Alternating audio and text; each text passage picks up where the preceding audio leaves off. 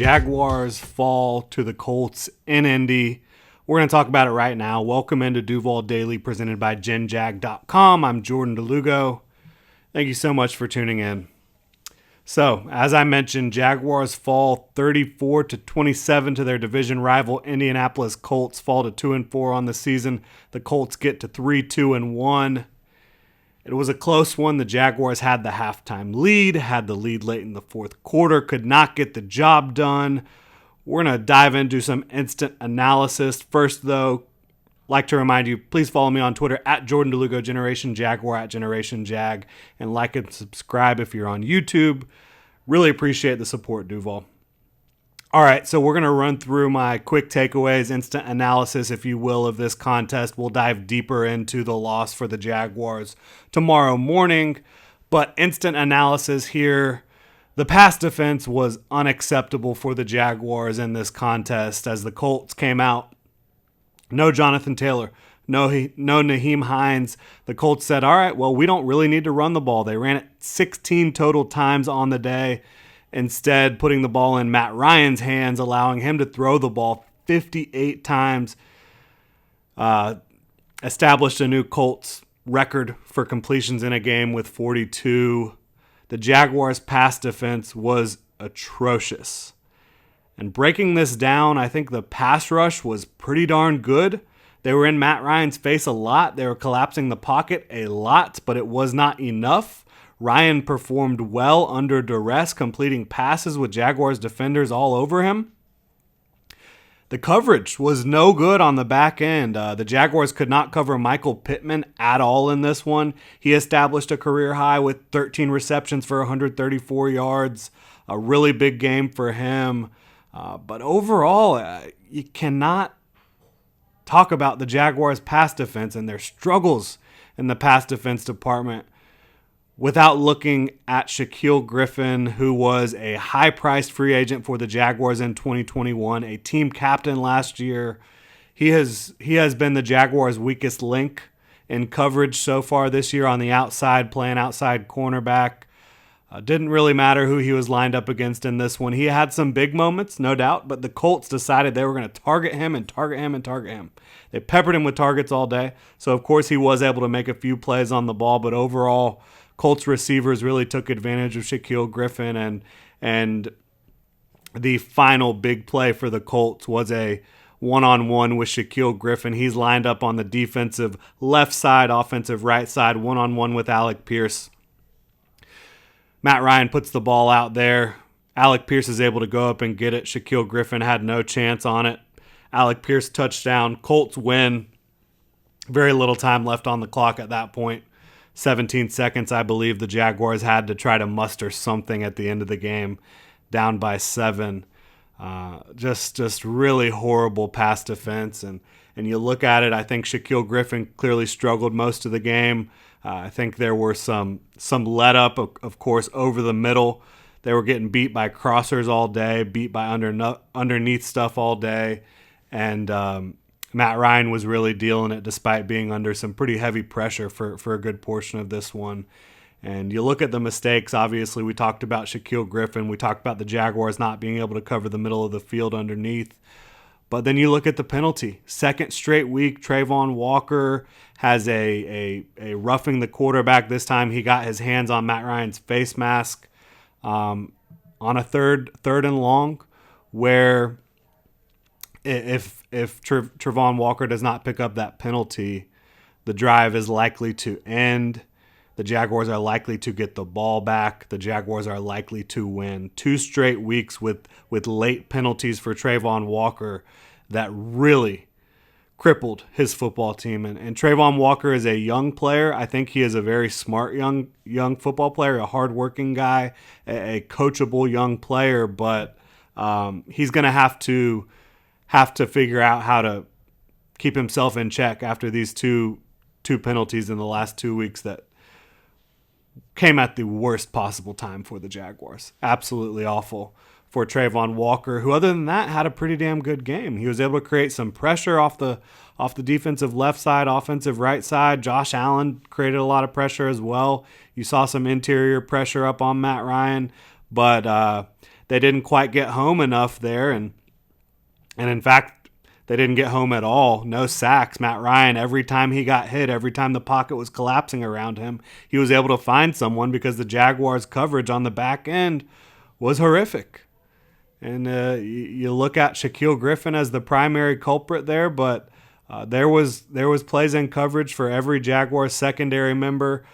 For rookie Devin Lloyd, who has been really, really impressive so far this year, but really struggled to cover Kylan Granson in this game, Colts tight end.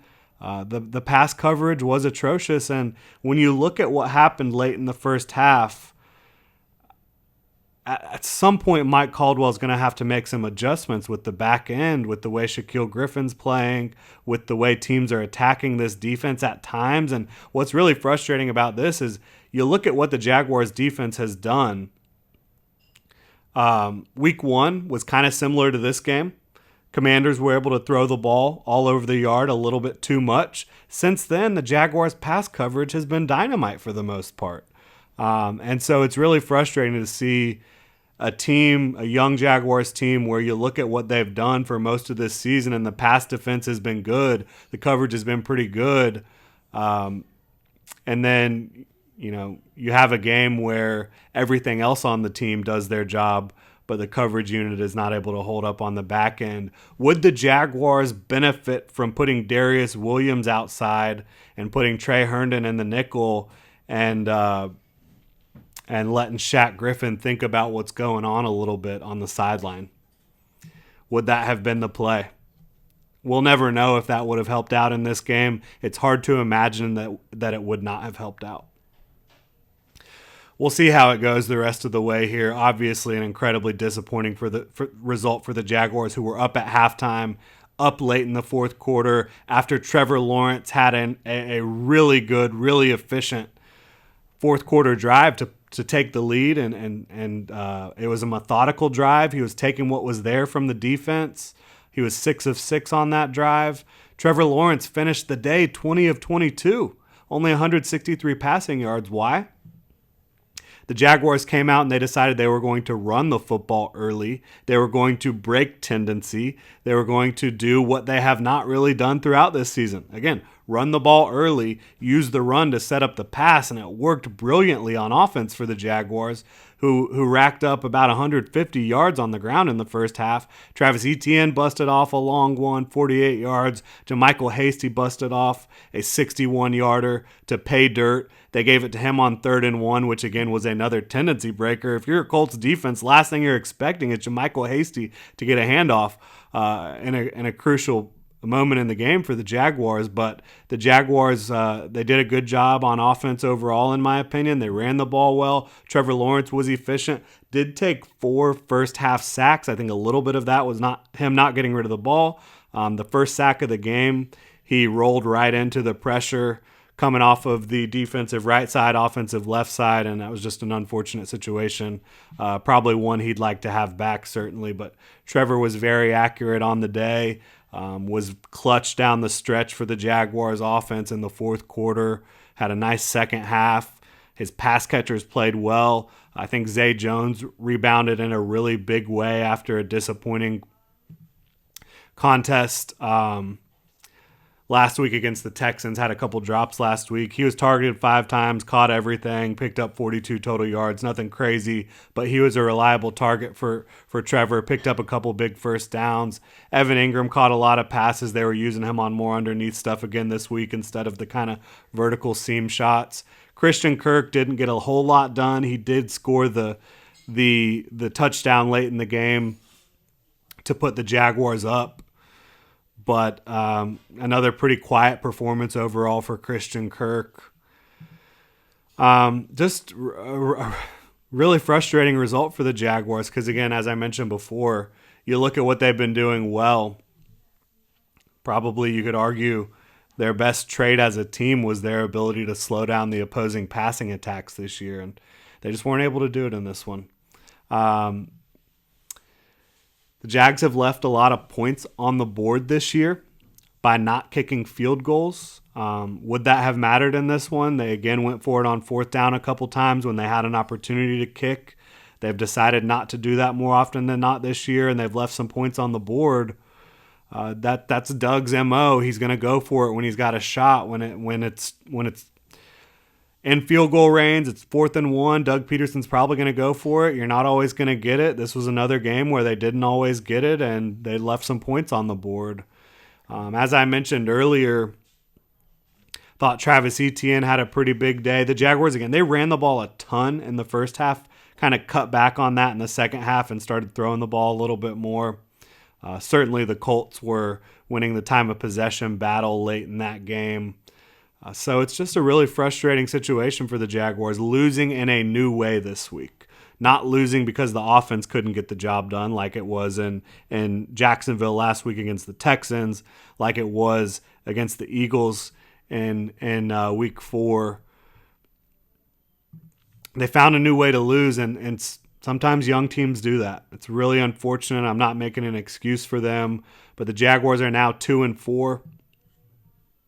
They're going to return home to host the red-hot New York Giants this weekend in front of a home crowd in Jacksonville. Then they'll travel to London to take on the Broncos, Russell Wilson and the Broncos.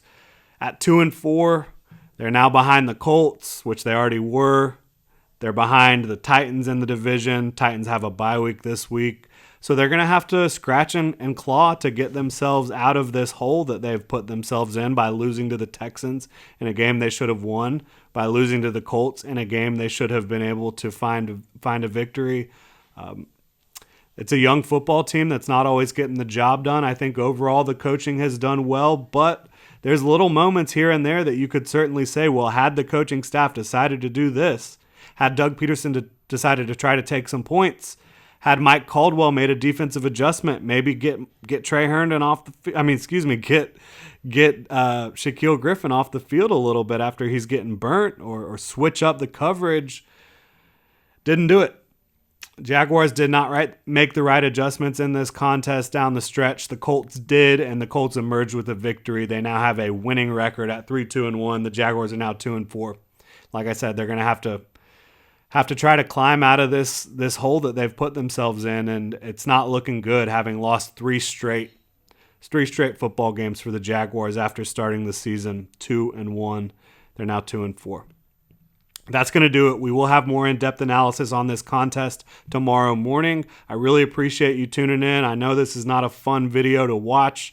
No, it's not fun to listen to, but wanted to provide some analysis on this contest and break it down for y'all real quick. So appreciate the support so much. Hit me up on Twitter at Jordan DeLugo, Generation Jaguar, at Generation Jag.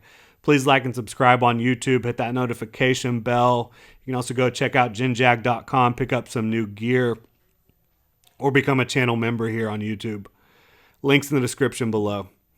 Try to enjoy the rest of this football Sunday, Duval.